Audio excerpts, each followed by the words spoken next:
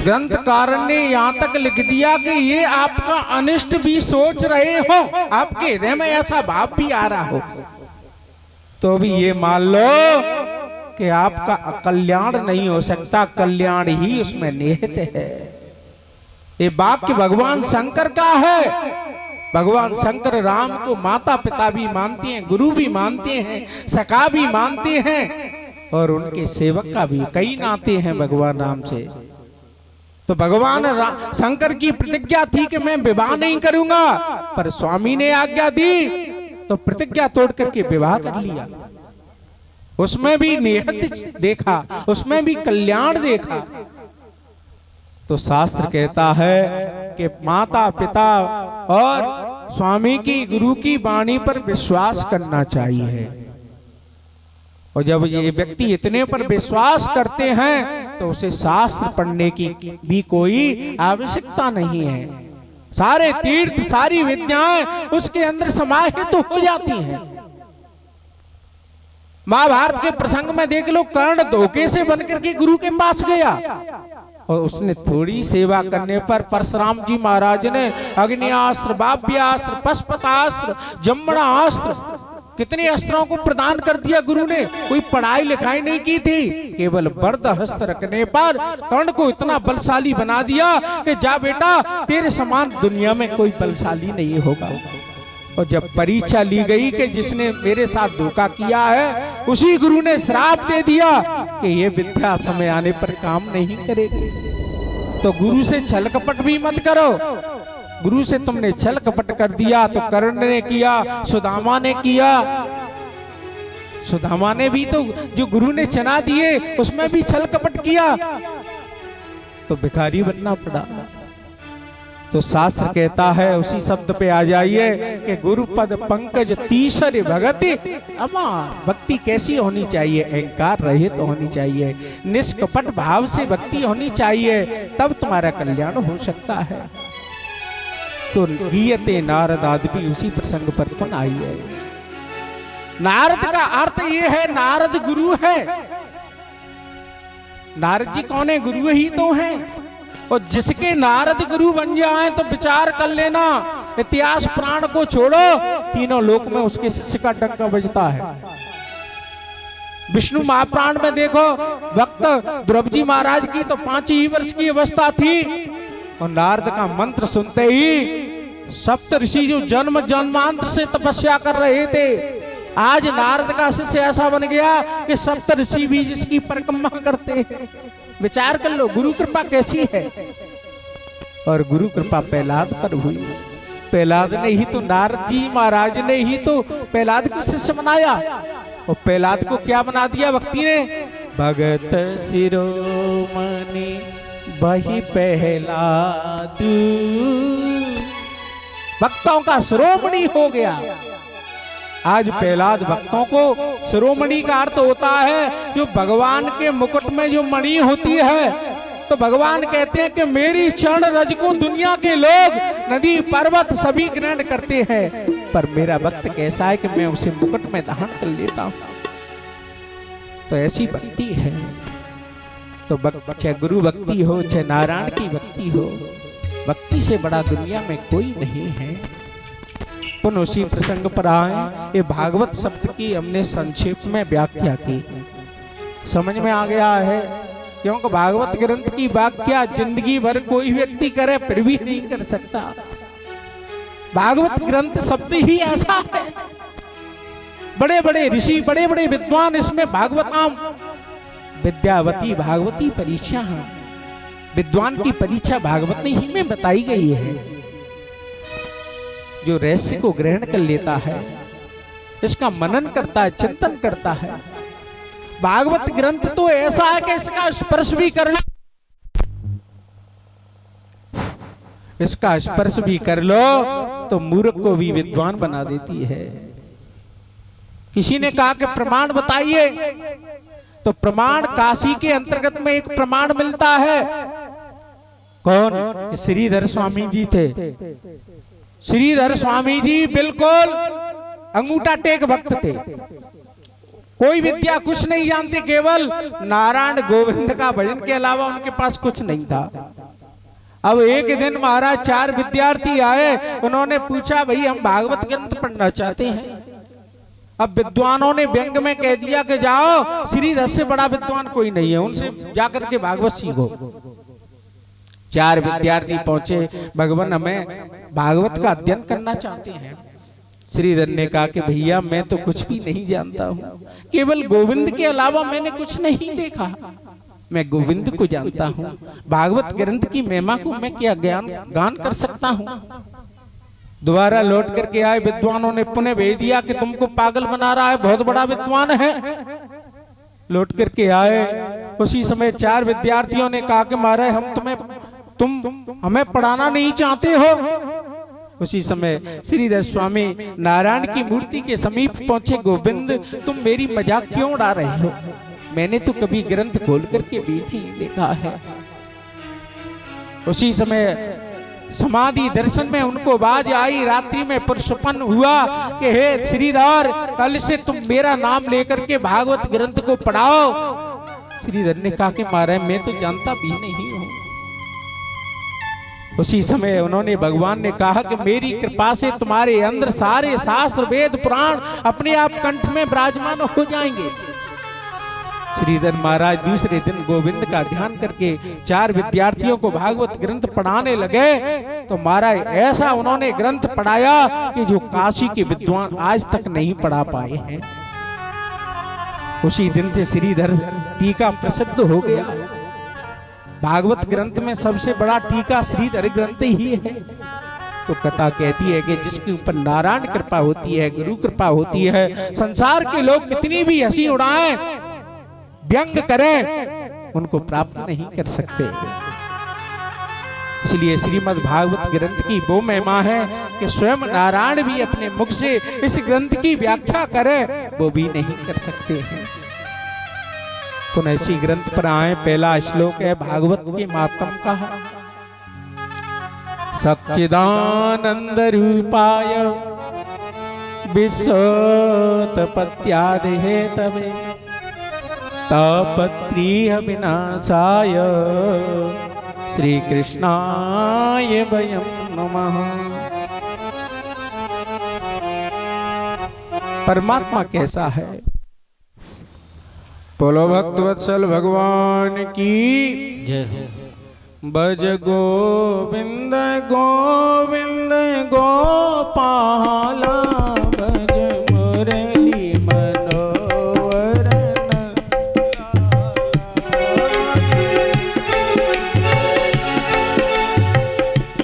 भज गोविंद गोविंद गोपाला, भज गोविंद गोविंद गोपाला, भज गोविंद गोविंद गोपाला, भज गोविंद गोपाला। मन मुरली मनोहर नंद लाला, मेरा मुरली मनोहर नंद लाला, मेरा मुरली मनोहर नंद लाला, मेरा मुरली मनोहर नंद लाला। भज गोविंद गोविंद गोपाला, भज गोविंद गोविंद गोपाला, भज गोविंद गोविंद गोपाला।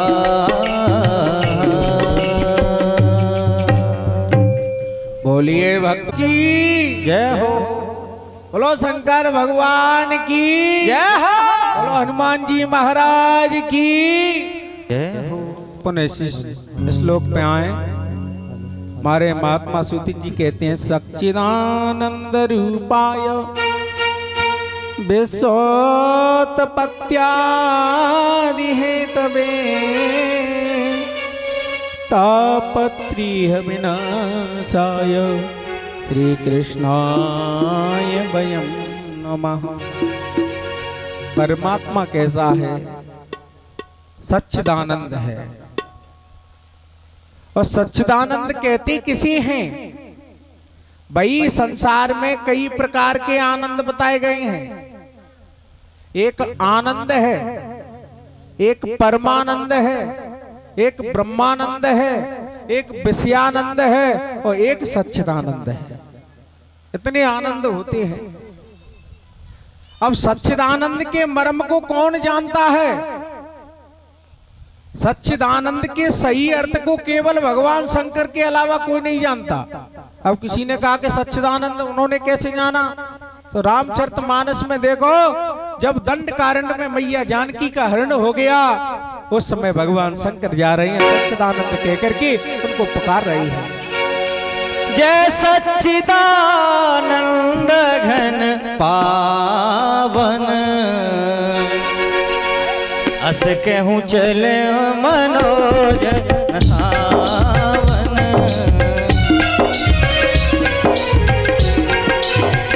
जय सच्चिदानंद घन पावन, सच्चिदानंद पावन। जय सच्चिदानंद घन पावन, अस कह चले मनोज सावन। अस कह चले मनोज सावन। बोलिए भक्त वत्सल भगवान की जय हो। तो सच्चिदानंद के तत्व को केवल भगवान शंकर ही जानते हैं। और सच्चिदानंद क्या है? सच्चिदानंद को वही समझ सकता है। मनोज नसावन का अर्थ है जिसने कामदेव को नष्ट कर दिया हो, जिसने काम को जीत लिया हो, ऐसा व्यक्ति ही सच्चिदानंद को समझ सकता है। साधारण व्यक्ति नहीं समझ सकता। साधारण व्यक्ति तो भगवान में शंका पैदा करेगा। अब तुमने कहा कि कैसा शंका? ये मैया सती शंका नहीं कर रही। आज के बड़े बड़े वैज्ञानिक भी भगवान पर अंगुली उठाते हैं। तो समझ लो कि वो सच्चिदानंद के तत्व को नहीं समझ पाएंगे, क्योंकि जो भगवान के ऊपर अंगुली उठाता है, भगवान में जो कमी देखता है, शास्त्रों में जो कमी देखता है, तो समझ लो ये मैया जैसा चरित्र है, मैया जैसी उनकी बुद्धि है। अब उसके बाद में दूसरा आनंद है आनंद। और आनंद के तत्व को केवल वही जान सकता है जिसके हृदय में प्रेम भरा हुआ है। प्रेम है, प्यार है, मोहब्बत है, उसको केवल आनंद के तत्व अनुकरण हो सकते हैं। किसी ने कहा कि प्रमाण, तो रामचरितमानस में गोस्वामी ने बहुत सुंदर ढंग से जवाब दिया है। अति आनंद युमग अनुराग, अति आनंद, अति आनंद उमग अनुरागा। केवट चरण पखारन लागा, केवट चरण पखारन लागा। आनंद के तत्व को केवल केवट जानता है। और केवट का अर्थ होता है बट माने बरगद, और बट माने विश्वास। अब विश्वास कौन है? विचार करो। बट विश्वास अचल निज धर्मा, तीर्थ राज समाज सुकर्मा। जिसके हृदय में विश्वास आ जाए, और विश्वास कौन है? श्रद्धा विश्वास रूपणु। श्रद्धा मैया पार्वती है और विश्वास ही भगवान शंकर है। और जिसके पास विश्वास आ गया, वो शंकर का स्वरूप उसके हृदय में विराजमान हो गया। और विश्वास कौन है? ये भगवान राम सबरी को बताते हैं। मंत्र जाप मम दृढ़ विश्वास, मंत्र जाप मम दृढ़ विश्वास, दृढ़ विश्वास। मंत्र जाप मम दृढ़ विश्वास,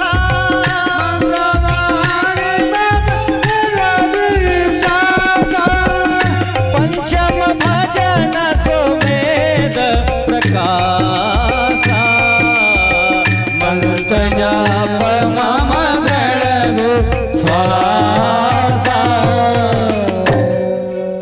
विश्वास ही शंकर है और विश्वास ही पांचवी भक्ति सबरी को बताई गई है। तो विश्वास जिसके हृदय में आ जाए तो समझ लो कि भगवान शंकर का निवास हो गया। ये क्या है? आनंद से मिलता है। विश्वास कब आता है? कि जीवन में आनंद आ जाए। आनंद क्या है? केवट है। और केवट बगैर पढ़ा लिखा व्यक्ति है। और बगैर पढ़ा व्यक्ति क्या कह रहा है भगवान से कि दुनिया को तुमने पार किया होगा, पर आज केवट से पहला पड़ा है। क्योंकि तुमने बड़े बड़े योगियों को ठगा है, बड़े बड़े सिद्धों को ठगा है, बड़े बड़े देवताओं को तुमने पागल बनाया है, पर आज केवट से पाला पड़ा है। अब केवट से कैसे पाला पड़ गया भैया? तो ये लक्ष्मी जी भी भगवान से कह रही हैं, यही नारद जी कह रही हैं। नारद ने भी भगवान से कहा कि मत तो संत बोल रहा है, तुमने बड़े बड़े देवताओं को चूतिया बना दिया, पागल बना दिया कि लक्ष्मी जी को लेकर के चले गए और शंकर को विष दे दिया, पागल बनाया। पर आज केवट से पाला पड़ा है तुमको। आज केवट के सामने ऐसे प्रेम अटपटे शब्दों को सुनकर के भगवान राम सुन रही है। तो ये क्या है? बिगर पढ़े लिखे की व्यक्ति की भाषा को भगवान समझ रहे हैं, पढ़े लिखे की नहीं सुनते। क्योंकि भगवान राम केवट से नाम मांग रहे हैं। और जब राम रावण युद्ध हुआ तो इंद्र रथ लेकर के आ रहा, फिर भी नहीं भगवान कह रहे हैं कि मेरे पास रथ लेकर के आ जाए। क्या है? भक्ति की सूत्र ये कहता है कि भगवान केवल प्रेम के भूखे हैं, भाव के भूखे हैं, आनंद के भूखे हैं। ये आनंद के तत्व को केवल केवट जानता है।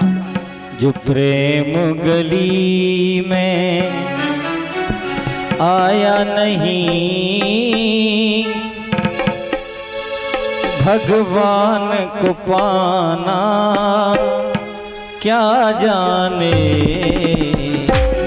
जिसने कभी प्रेम किया ही नहीं, वो प्रेम निभाना क्या जाने।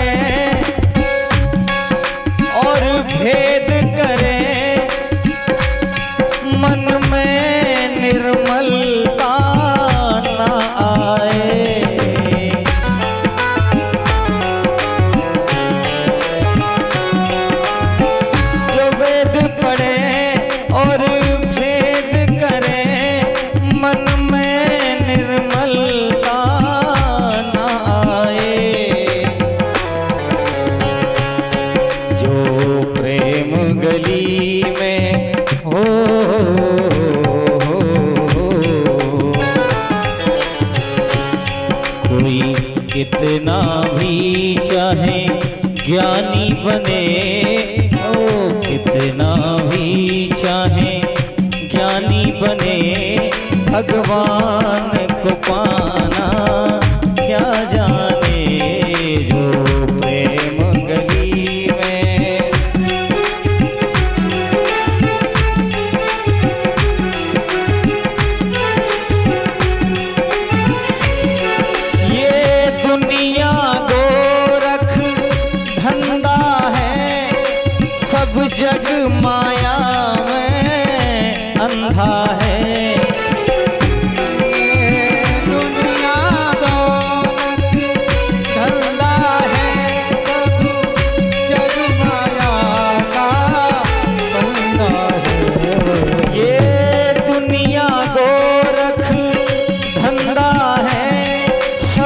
जग माया में अंधा है जिस अंधे ने प्रभु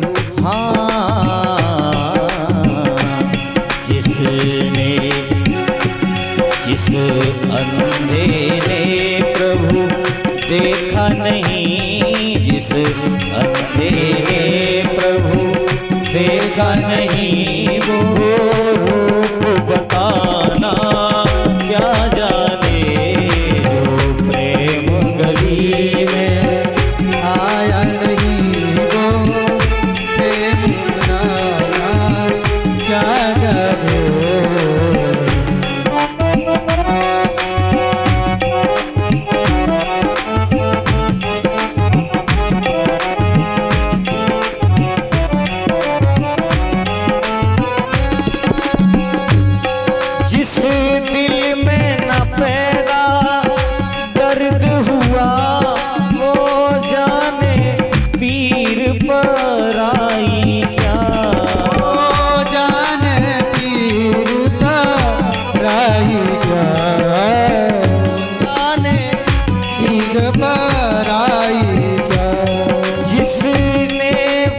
दर्द सहा ही न हो, वो जाने पीर पर आई क्या।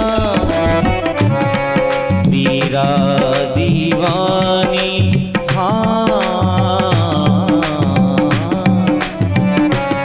मेरा दीवानी मोहन की, मेरा दीवानी मोहन की, संसार दीवाना क्या जाने, मेरा दीवानी मोहन की, संसार दीवाना क्या जाने, प्रेम गली में आया नहीं, प्रेम दीवानी क्या जानो, प्रेम गली में आया नहीं।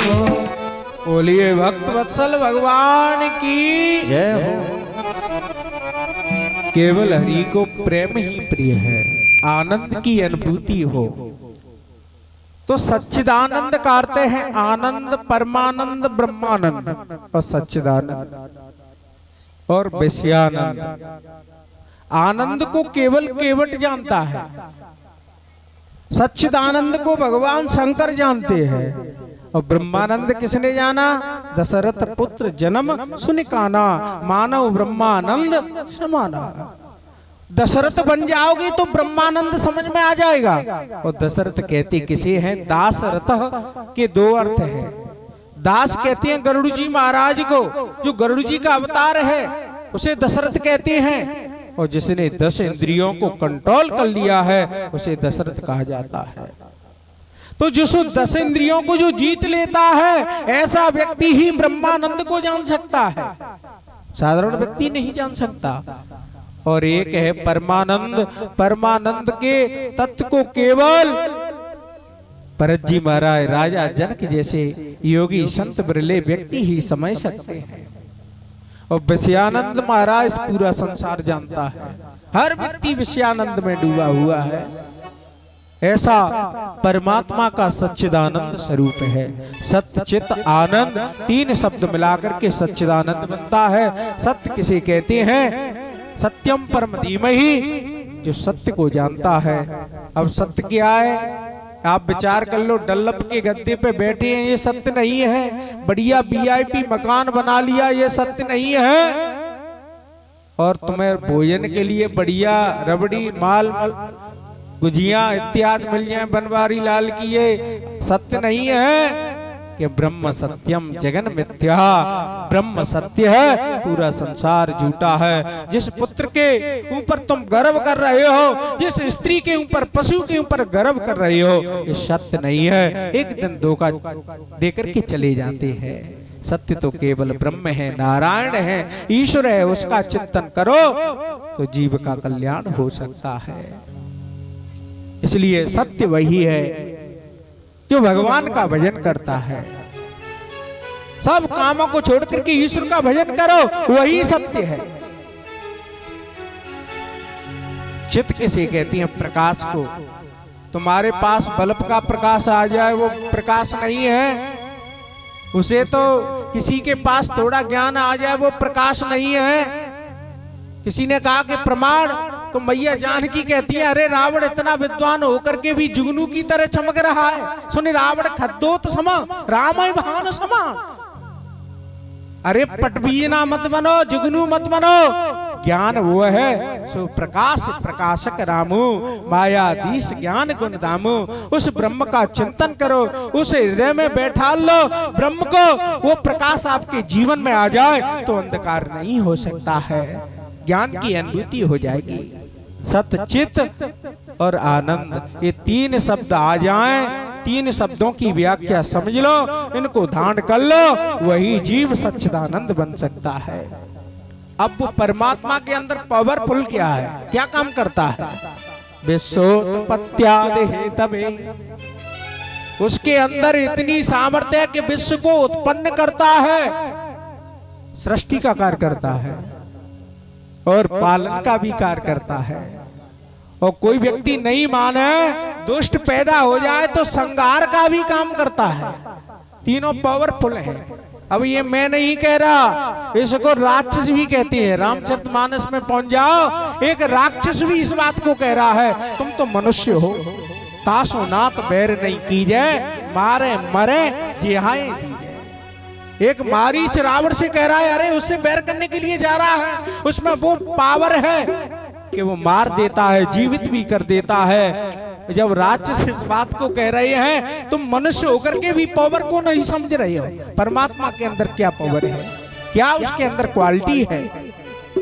सच्चिदानंद रूपाय विश्वोत्पत्त्यादि हेतवे तापत्रीय विनाशाय। तीन प्रकार के ताप हैं, भौतिक, आज भौतिक, दैहिक। तीन प्रकार के शास्त्रों में ताप बताए गए हैं और वे ताप भगवान का भजन करने से दूर हो जाते हैं। अब किसी ने प्रमाण पूछा, भाई ये तीन प्रकार के ताप कभी दूर हुए हैं? तो हमारे ग्रंथों में दो जगह ही प्रमाण मिलता है। महाभारत में देख लो कि युधिष्ठिर के राज्य में तीन प्रकार के ताप नहीं व्यापित है, और दूसरे रामचरितमानस में भगवान राम के राज्य में तीन प्रकार के ताप नहीं आते हैं। दैहिक दैविक भौतिक ताप, दैहिक दैविक भौतिक ताप,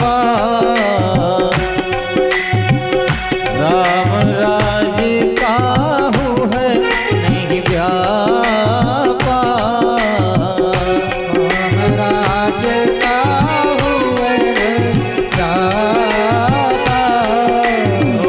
राम राज काहू है नहीं व्यापा, राम राज काहू है नहीं व्यापा। ऐसे संसार में हमारे इतिहास पुराणों में दो ही व्यक्ति महान हुए। युधिष्ठिर के राज्य में कभी किसी को कष्ट नहीं हुआ। युधिष्ठिर महात्मा तो इतने बड़े संत थे कि एक बार नारद जी महाराज दुर्योधन के पास पहुंचे और दुर्योधन से पूछा, भैया दुर्योधन ये बताओ कि तुम्हारे राज्य में कितने संत लोग रहते हैं, सज्जन पुरुष रहते हैं?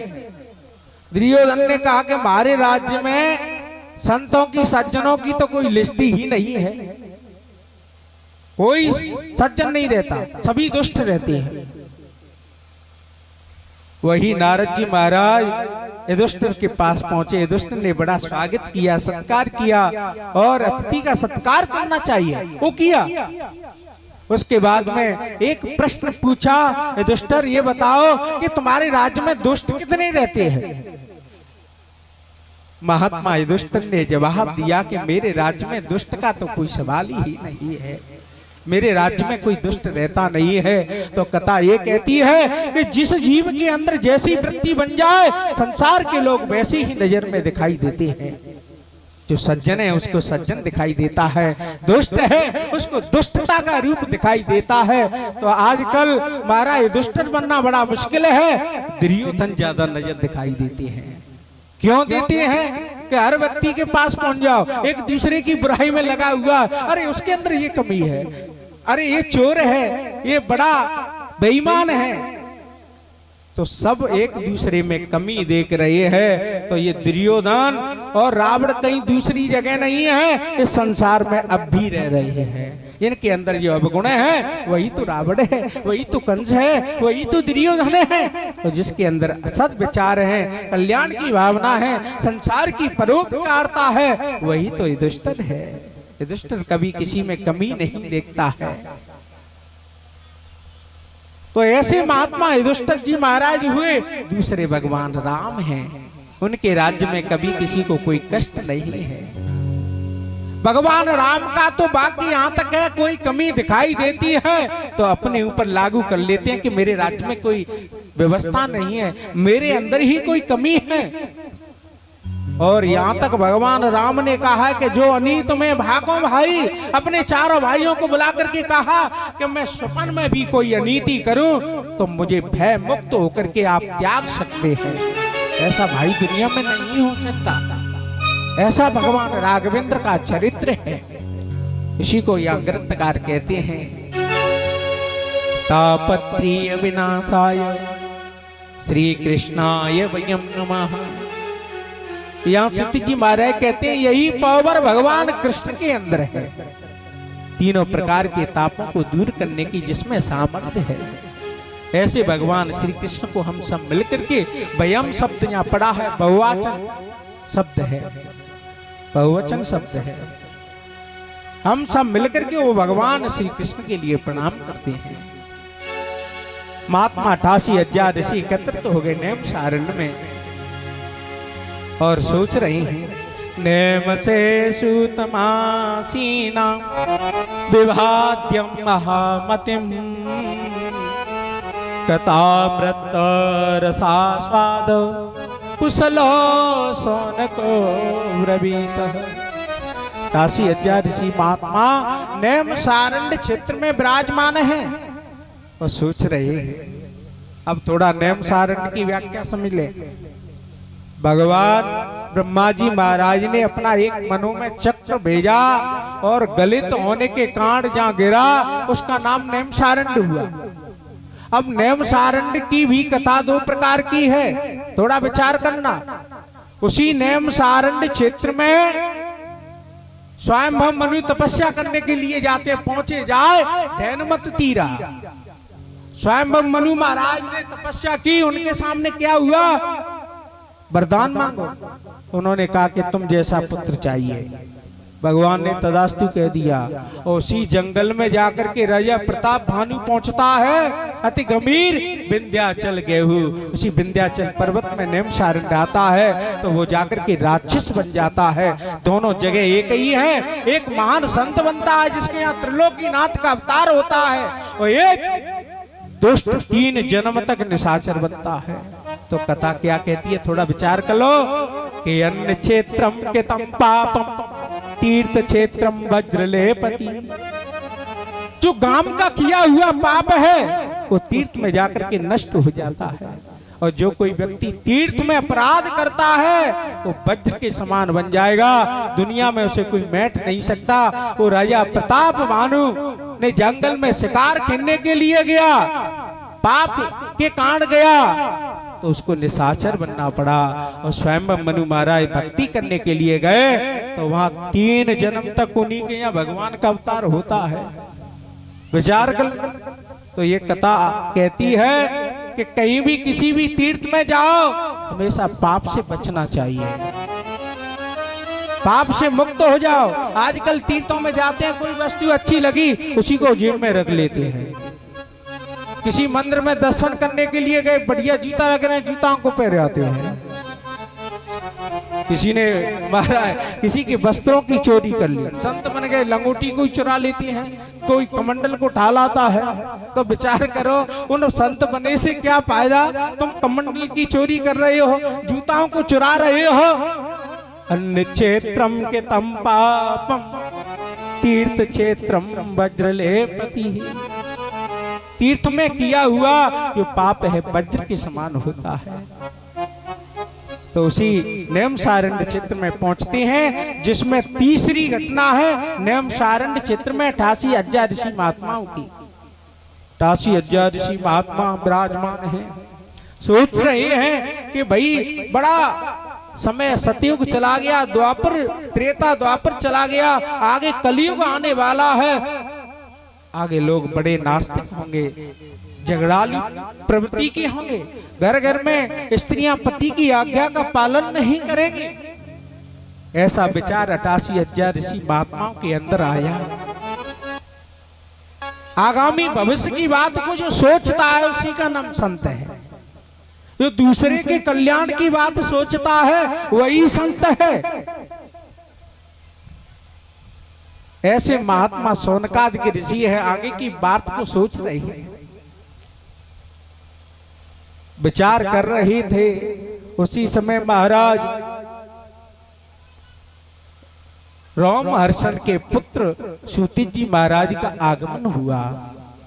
रोमहर्षण भी विद्वान थे, उनके पुत्र भी सूति जी महाराज 18 प्राणों के भी प्रवर्तक विद्वान थे। उनकी बड़ी सुंदर अवस्था है, उनके सुंदर जो ग्रीवा है और उनके कमल जैसे उनके नेत्र हैं, सुखदेव जैसी उनकी नासिका है, घुंघरालू जिनके बाल हैं, आहा कमर कैसी है, ओह उनकी नाभि कैसी है जिसमें त्रिरेखा पड़ी हुई है उधर पर, ऐसे सुंदर आकृति सूति जी महाराज की है। और आधान बाहु उनकी जो भुजा है घुटनों तक जा रही है। तो 12 संहिता के अंतर्गत ज्योतिष ग्रंथ में वर्णन आता है, जिसके कमल जैसे नेत्र हो, घुंघरालू बाल हो और जिसके हाथ घुटनों तक जाए, तो वो साधारण व्यक्ति नहीं होता, महापुरुष का जन्म होता है। ऐसे महापुरुष को देख करके 88,000 ऋषि महात्मा खड़े हो गए और खड़े होकर के दंडवत करने लगे, प्रणाम कर रहे हैं। और जिस किसी व्यक्ति से आपको कुछ लेना है तो नम्र बन जाइए, तो नम्र बन करके हाथ जोड़ करके उसके सामने तुम भीख मांगोगे तो वो सब कुछ दे डालता है, उसके अंदर जो छिपा हुआ है वो तुरंत प्रकट कर देता है। महात्मा 88,000 ऋषियों ने बड़ा स्वागत किया, सत्कार किया, एक दिव्य सिंहासन पर उनको बिठलाया और फूल माला चंदन से उनका स्वागत किया। उस समय पे पूछ रहे हैं कि महाराज तुम्हारे आने से हमारा कल्याण हो गया। अज्ञान दोह विध्वंसा कोट्य सूर्य समप्रभा सूता के कथा सारं मम कर्ण रसायनम मम कर्ण रसायनम। महाराज आपके अंदर इतनी सामर्थ्य है, एक सूर्य नहीं करोड़ों सूर्य का जो प्रकाश होता है वो करोड़ों सूर्य का प्रकाश आपके अंदर हमें दिखाई दे रहा है। अब विचार कर लो, किसी एक सूर्य तो ऊपर से महाराज इतना ताप दे रहा है और जिसके अंदर करोड़ों सूर्य के समान प्रकाश हो, कितनी गर्मी होगी उसके अंदर, कितना ताप होगा, कितनी उसकी डिग्री बढ़ रही होगी। तो सही प्रकाश कौन सा है? भक्ति रूपी ज्ञान रूपी प्रकाश महात्मा सूत्र के अंदर विद्यमान है। उसी समय कहते हैं महाराज आपके आगमन से हमारा अज्ञान था, हमारे अंदर जो अज्ञान था, अंधकार था, वो आते ही नष्ट हो गया।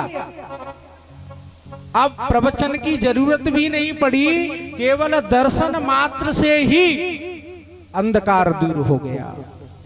तो शास्त्र क्या कहता है कि बढ़िया साधु होगा, बढ़िया संत होगा तो उसके दर्शन करने से ही जीव का कल्याण हो जाता है। साधु नाम दर्शनम पुण्य संत दरस जिमे पातक तरही। गोस्वामी जी महाराज कहते हैं कि बढ़िया संत मिल जाए तो उसके दर्शन से सारे पापों की गोविंदाय नमो नमः हो जाती है। तो आज महाराज करोड़ों जन्म के महाराज जो अज्ञान अंधकार पड़ा हुआ वो दूर हो गया।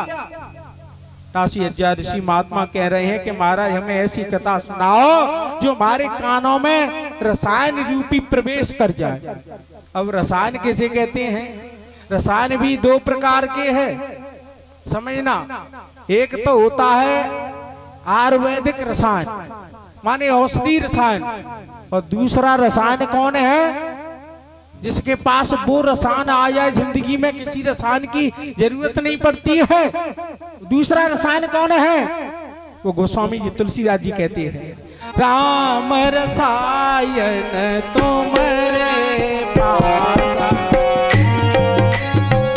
राम रसायन तुम्हारे पासा, राम रसायन तुम्हारे पासा, राम रसायन तुम्हारे पासा, राम रसायन तुम्हारे पासा, सदा रहो रघुपति के दासा, सदा रहो रघुपति के दासा, सदा रहो रघुपति के दासा, सदा रहो रघुपति के दासा। एक रसायन तो होता है औषधि रसायन। अब उस रसायन में क्या क्या डाला जाता है? भाई औषधि रसायन में 3 चीज डाली जाती हैं, हर्र बैड़ा आंवला, तीनों को बना करके चूर्ण बन जाता है त्रिफला चूर्ण। और त्रिफला चूर्ण कब खाया जाता है मालूम है? जब किसी का पेट खराब हो जाए। पेट खराब होने पर त्रिफला चूर्ण दिया जाता है। तो गोस्वामी जी कहते हैं हर व्यक्ति का पेट खराब है। कैसे है? कि बात पित्त कफ ये 3 प्रकार की नाड़ियां होती हैं, एक भी नाड़ी गड़बड़ कर जाए तो शरीर सुचारू रूप से नहीं चलता, और अनेक व्याधियां हैं तो त्रिफला चूर्ण की जरूरत पड़ती है। और असली चूर्ण क्या है? कि अम्बी मूर मय चूर्ण चारू समन सकल भव रुज परिवारू। ऐसा चूर्ण ग्रहण कर लो कि एक व्यक्ति खाए पूरे परिवार का ही कल्याण हो जाए, भव परिवारू। अब वो कम मिलेगा कि गुरु महाराज की चरण रूपी धूली को पकड़ लो, उस धूली को पान कर जाओ तो आप खाओगे पूरे परिवार का कल्याण हो जाएगा। ऐसा त्रिफला चूर्ण खाइए। अब त्रिफला चूर्ण में महाराज यहाँ भक्ति सिद्धांत में भक्ति ज्ञान वैराग तीनों को जोड़ लो तो ये त्रिफला चूर्ण बन जाता है। और समझ में आ गया हो तो ठीक है, नहीं और ढंग से समझो। बोलो भक्त वत्सल भगवान की जय। बोलिए कृष्ण कन्हैया लाल की जय हो। आपके पास कुआ वाली मोटर होगी, कुआ को चलाते हैं जल निकलता है। अब वो क्या पीस से चलती है? 3 पीस से ही तो मोटर चलती है। तो 3 पीस भी आपके पास आ जाए भक्ति ज्ञान वैराग तो जल निकलने लगेगा। जल क्या है? उसी चौपाई पे आ जाओ, राम भक्ति जल बिन खगराई। राम रूपी भक्ति रूपी जल उसके अंदर प्रकट हो जाएगा। गंगा रूपी जल प्रकट होने पर आपका नहीं वो पूरे संसार का फिर जल कल्याण कर देगा। गंगा में एक व्यक्ति स्नान नहीं करता, जमुना जी में एक व्यक्ति का कल्याण नहीं होता, पूरे संसार के लोग उसमें गोता लगाते हैं। ऐसी भक्ति रूपी जल किसी के पास आ जाए तो पूरे संसार के लोगों को लिए कल्याणकारी बन जाता है। बोलो भक्त वत्सल भगवान की जय। तो महात्मा कहते हैं भक्ति ज्ञान वैरागाप्त विवेके वर्तते महान महामोह निरासस्यै वैष्णवे क्रियते कथम। ग्रंथकार कहते हैं महात्मा 88,000 ऋषियों ने प्रश्न किया कि महाराज एक बात बताओ, ये ग्रंथ भक्ति ज्ञान वैराग और विवेक से भरा हुआ है, पर ये मेरी बात समझ में नहीं आई कि इतनी चीज इसके अंदर पड़ी हुई है फिर भी वैष्णव लोगों को माया कहां से लग जाती है। मानी जो वैष्णव लोग हैं वो भगवान का चिंतन करते हैं, भक्ति ज्ञान वैराग्य का गोता लगा रहे हैं और फिर भी माया उनका पीछा नहीं छोड़ती है। वैष्णव लोग भगवान की माया को किस तरह से छुड़ाते हैं ये प्रश्न हमारी दिमाग में गूंज रहा है। और यही बात यहाँ पर पड़ी है, इसी को गोस्वामी जी ने पुष्टि कर दी। चिंता सांपिनी को नहीं खाया, सांपिनी को नहीं खाया, को नहीं खाया, वो जग जाए ना व्यापी माया, वो जग जाए ना व्यापी माया। चिंता सांपिन को नहीं खाया, चिंता सांपिन को नहीं खाया, वो जग जाए ना व्यापी माया, जग जाए ना व्यापी माया, व्यापी माया, व्यापी माया। बोलिए भक्त वत्सल भगवान की। अब विचार कर लो कि जिसके पास भक्ति भी हो, ज्ञान भी हो, वैराग्य भी हो, और फिर भी माया पीछा नहीं छोड़ रही है, वैष्णव लोगों के पीछे पड़ी हुई है। किसी ने कहा कि प्रमाण, तो नारद जी महाराज को ऐसी माया लगी कि बंदर का ही मोह लगाना पड़ा। विचार कर लो, नारद जी बाबा बूढ़े होकर के ब्याह के पीछे भाग रहे हैं और फिर भी यहाँ तक तुल गए कि बंदर का मोह लगाना पड़ा। तो भगवान की माया इसी को कहते हैं। गोस्वामी जी ने कहा, शिव चतुरानन जाहि डराई, अपर जीव के लेके माई। साधारण व्यक्ति की यहाँ गिनती नहीं है, बड़े बड़े लोग जो दुनिया के प्रसिद्ध हैं उनके भी फीस उड़ रहे हैं। शिव चतुरानन जो सृष्टि के रचने वाले, संगार करने वाले, उनको भी माया ने छोड़ा नहीं। तो ये कथा कहती है उस व्यक्ति को माया व्याप्त नहीं हो सकती।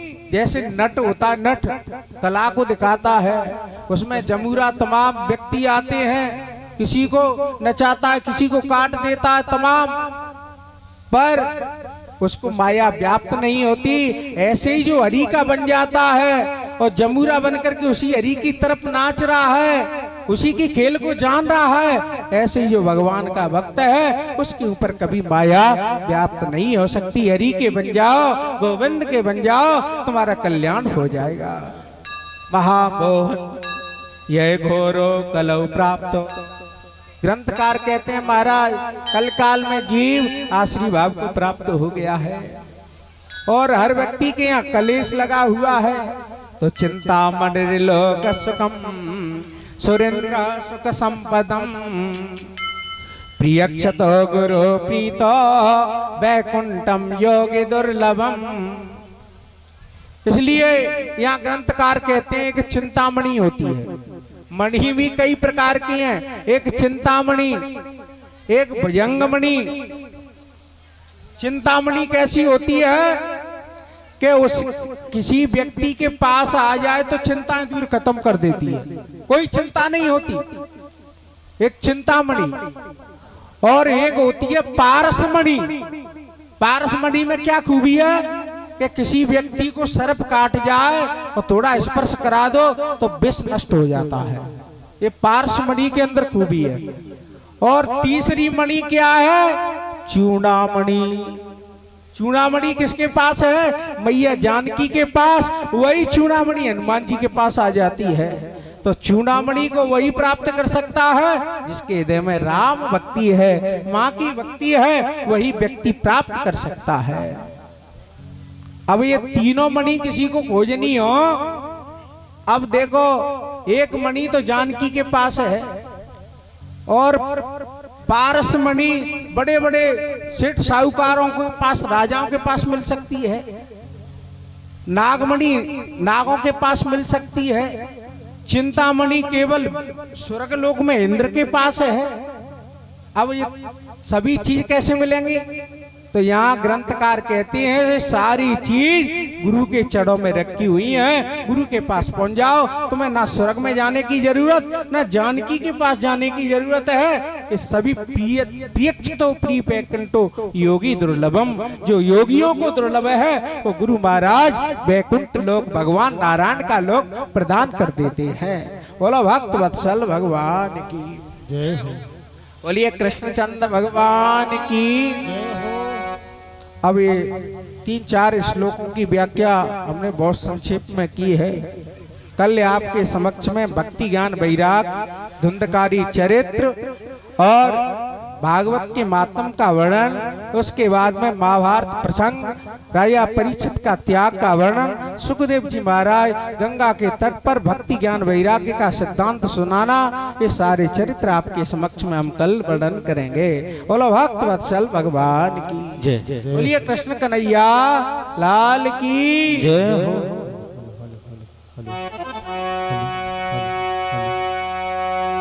हरी लाल तुम्हारी सूरत पर बलहारी,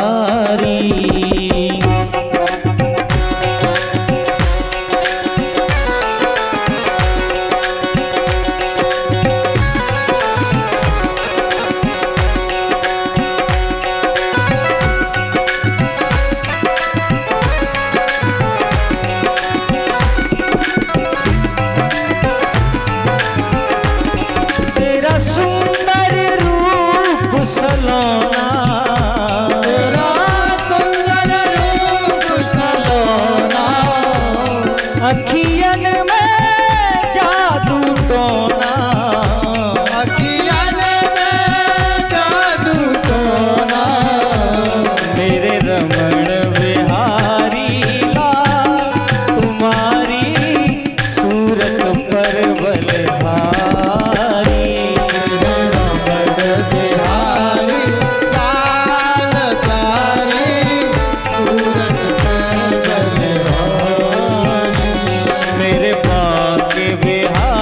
सरकार तुम्हारी सूरत पर बलहारी, तेरे नाम बिहारी लाल बिहारी सूरत पर बलहारी।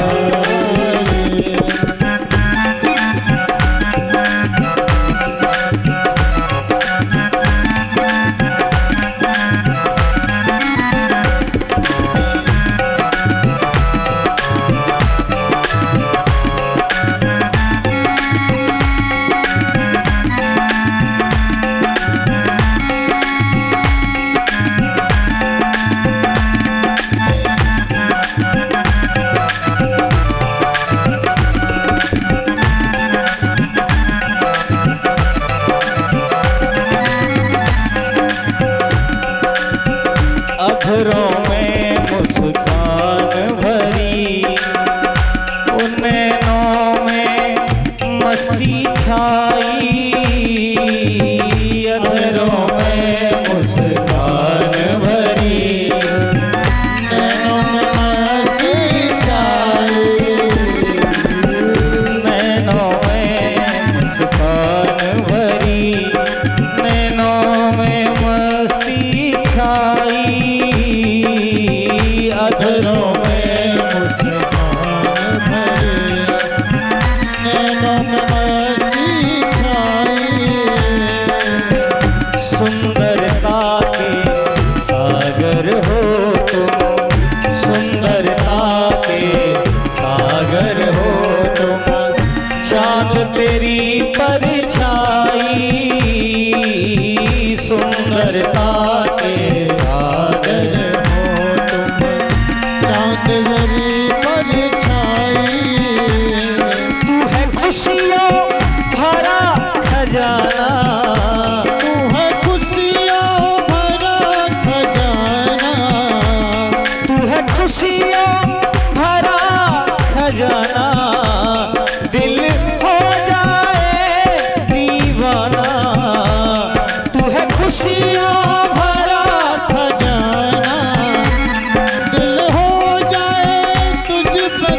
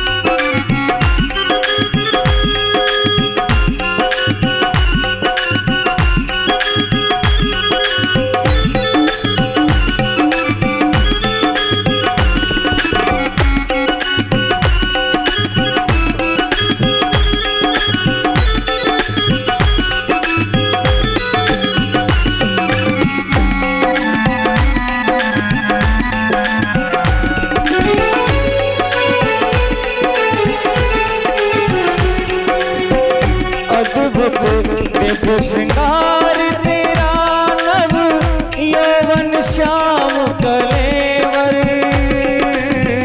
अद्भुत दिव्य श्रृंगार तेरा नव यौवन श्याम कलेवर।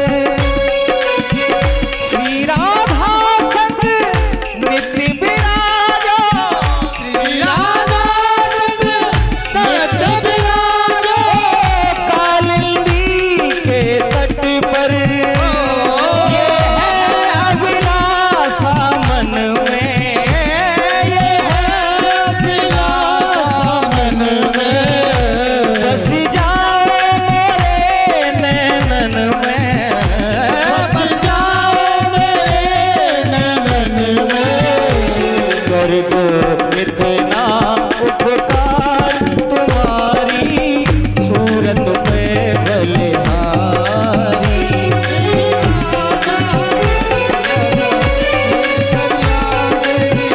सूरत पे बलिहारी, मेरे रमण बिहारी लाल तुम्हारी सूरत पे बलिहारी।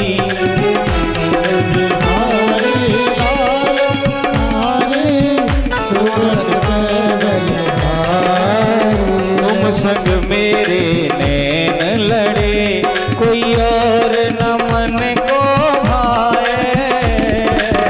तुम संग मेरे नैन लड़े, कोई और न भाए। ओ मेरे मन की वीणा प्यारे, गीत तेरे ही गाए। मेरे मन की वीणा प्यारे, गीत तेरे गाए। फिर क्यों शर्माऊं जग से, कहूं भुजा उठा मैं सबसे। फिर क्यों शर्माऊं जग से, कहूं भुजा उठाऊं सर से। मेरे रमण बिहारी लाल तुम्हारी शरण पे बलिहारी। लाल तुम्हारी शरण पे बलिहारी, मेरे रमण बिहारी लाल तुम्हारी शरण पे बलिहारी। तेरा सुंदर रूप सलोना, अखियन में जादू टोना। सुंदर रूप सलोना, अखियन में जादू टोना। मेरे रमण बिहारी लाल तुम्हारी सूरत पे बलिहारी। रमण बिहारी लाल तुम्हारी सूरत पे बलिहारी। मेरे रमण बिहारी लाल तुम्हारी सूरत पे बलिहारी। मेरे रमण बिहारी लाल तुम्हारी सूरत पे बलिहारी।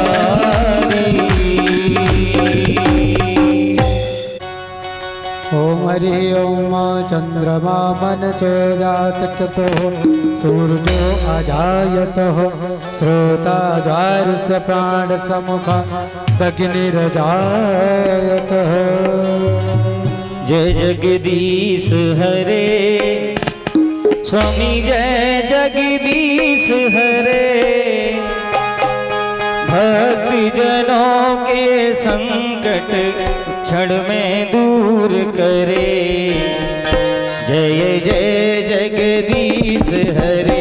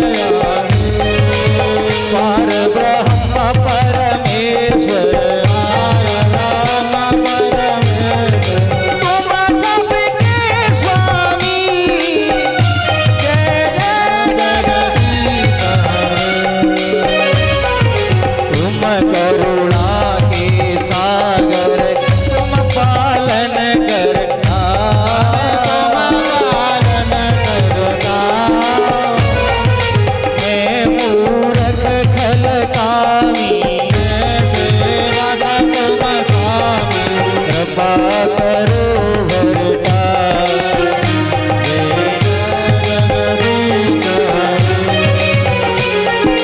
तुम हो एक अगोचर सबके प्राणपति इस विधि मिलू गया मैं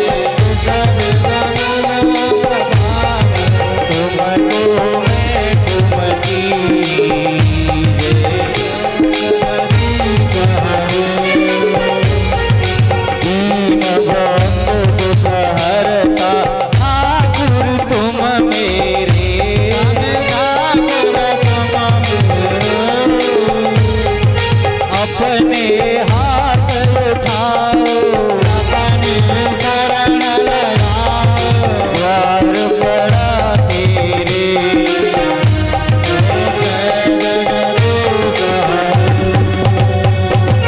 इस विकार मिटाओ पाप हरो देवा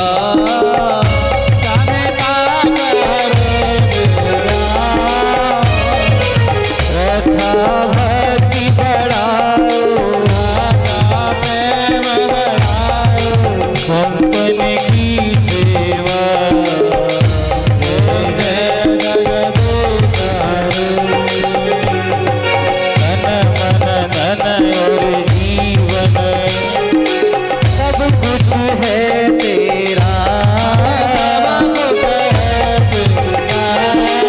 तेरा तुझको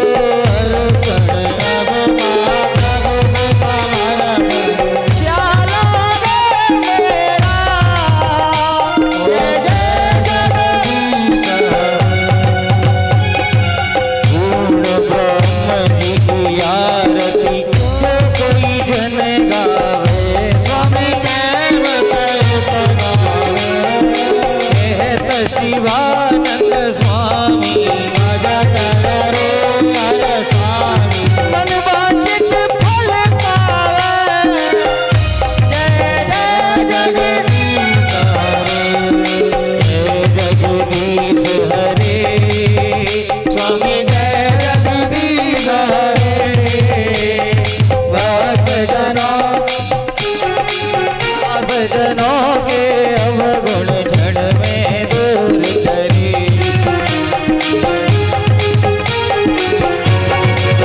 कर्पूर गौरम करुणावतारम संसार सारम भुजगेन्द्रहारम सदा वसंतम दयालविंदे भव भवानी जयं नमामि त्वमेव माता च पिता त्वमेव त्वमेव वल्लो च सखा त्वमेव त्वमेव वेद्या द्रविणं त्वमेव त्वमेव सर्वं मम देव देव जय जगदीश हरे स्वामी जय जगदीश हरे भक्त जनों के दास जनों के अब बंसी वाला दूर करे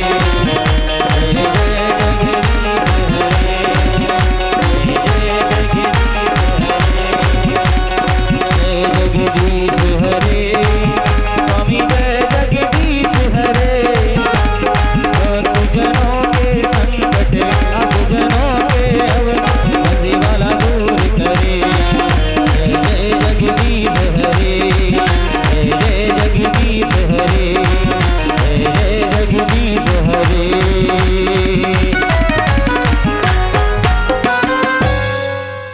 ओम हरि माना सचंत पूर्वे साध्या संत देवा हरि ओम एकदंताय विद्महे वक्रतुंडाय धीमहि तन्नो लक्ष्मी तन्नो दंती प्रचोदयात् हरि ओम महालक्ष्मी च विद्महे विष्णुपत्नी च धीमहि तन्नो लक्ष्मी प्रचोदयात् शेवंतिका बकुल च पकपाटलाब्जै पुन्नागजात करवील रसाल पुष्प बेल्वा प्रवाल तुलसी दल मंजरे वे त्वां पूजयामि जगदीश्वर मे प्रसीद नाना सुगंध पुष्पाणि यथा कालो गवाणि च उष्णान्यमयागत ग्रहण प्रवेश मंत्र पुष्पांजलि समर्पयामि।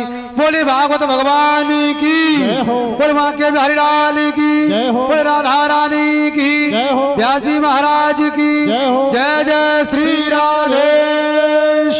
धर्म की धर्म की अधर्म का अधर्म का प्राणियों में गौ माता की सनातन धर्म की जय जय श्री राधेश्याम। पार्वती पते हर हर महादेव शंभू। सभी आरती और प्रसाद लेकर के जाएं। जय जय श्री राधे।